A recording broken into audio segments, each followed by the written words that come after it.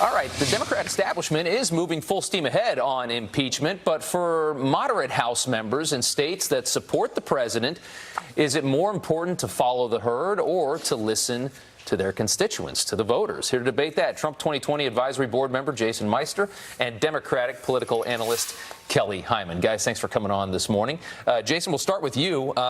If you're a Democrat and you're in a place like Wisconsin, maybe Michigan, Pennsylvania, this could be dangerous in some ways. Yeah, look, I think it's going to actually infuriate moderate Democrats and independents because this, if you think about it, the Democrats have begun this impeachment inquiry the day that President Trump was inaugurated.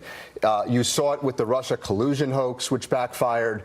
2 years of an investigation, $45 million later, and they have nothing to prove for it. You saw what they did with Kavanaugh, and now you see this Ukrainian call, which was perfect, okay? There is absolutely nothing wrong with this phone call. In fact, the president has an obligation to rout out corruption all around the world, and he did a perfect job on that phone call. Kelly, I suspect you don't think that it was a perfect phone call, and I want to get your response as to what you think the members that are in these dangerous districts should do on this. Absolutely. Good morning. Yes, I absolutely totally disagree with what he just said. First off, it was not a perfect call.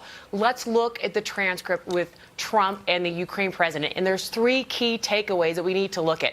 Number one, Trump stated, that the U.S. has been very good to Ukraine and Ukraine hasn't been good to the U.S. Number two, Trump asked for a favor. Number three, Trump asked that the president Well, Kelly, just to push back, he didn't ask for the investigate. favor regarding the investigation into Joe Biden. He asked for a favor talking about the origins of the Russia probe. That's correct.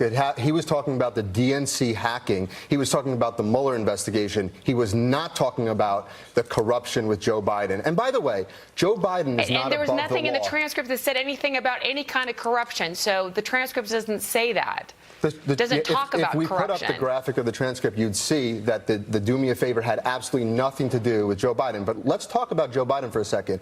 Joe Biden is not above the law, just like no one else in this country is above the law. Just because he's running for president doesn't mean that he shouldn't be investigated. But Jason, let me push back on you for a second. A lot of people ask why the president hasn't asked his own intelligence agencies to take a look at this. Why are we asking Ukraine to investigate Joe Biden? Why are we asking China? Look, actually, if you looked at the transcript, President Zelensky, the president of the Ukraine, who won based on draining the swamp in the Ukraine, was the one who opened up the door to the conversation about draining the swamp in the Ukraine. So it wasn't actually President Trump who brought up the corruption and the draining of the swamp. It was the president of Ukraine and President Zelensky. All right, fair enough. Let's take a look here. I want to show you there's a number of Democrats here who have not supported impeachment or have not indicated that they support impeachment. If we pull up the graphic here, there's, about 8 of them right there. Kelly, if the transcript is all that we discover from this, if we don't learn anything more from the second whistleblower, do you still think that impeachment is the right move here?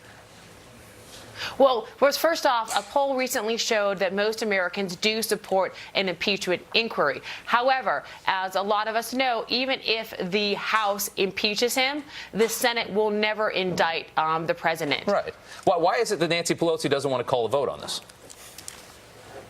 Sticking with you, I think it's important that we do our due diligence and investigate and make sure that the American people have a right to know and get as much information as possible before there's a vote. And I think it's important to have an informed decision before making a decision because it's an important decision. Fair enough. Jason, the final word to you. I want to ask you, Jason, do you think Democrats are making a dent here? Because it does to the average person out there who's not politically affiliated. The president seems to always be in some kind of a crisis. And it is exhausting to the average voter having to pay attention to all this. It's extremely exhausting. I agree with you. It's going to backfire magnificently. And to the question you asked earlier about Nancy Pelosi not taking this vote, she didn't take it to a vote because there's no stomach for this right now in this country. The leadership of the Democrat Party has left their party. They have left their constituents.